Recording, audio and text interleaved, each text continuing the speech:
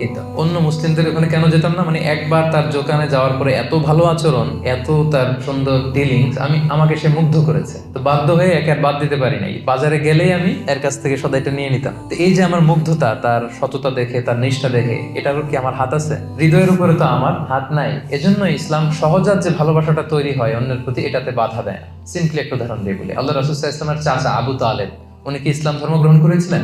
জানেন আপনারা, উনি কিন্তু ইসলাম ধর্ম গ্রহণ করেনি, মুশরিক ছিলেন, শিরকের উপরই ইন্তেকাল করেছেন। এমনকি মৃত্যুর বিছানায় আল্লাহ রাসূল সাল্লাল্লাহু আলাইহি ওয়াসাল্লাম যে বললেন, চাচা একবার শুধু বলেন আশহাদু আল্লা ইলাহা ইল্লাল্লাহ, বাকিটা আমি আল্লাহর সাথে বুঝবো। কারণ আজীবন রাসূল সাল্লাল্লাহু আলাইহি ওয়াসাল্লামকে শেল্টার দিয়েছিলেন উনি, কিন্তু ইসলাম ধর্ম গ্রহণ করেননি। তো রাসূল সাল্লাল্লাহু আলাইহি ওয়াসাল্লাম এই চাচাকে অনেক ভালোবাসতেন। তো রাসূল সাল্লাল্লাহু আলাইহি ওয়াসাল্লাম যে ভালোবাসতেন, এটা কি অপরাধ ছিল?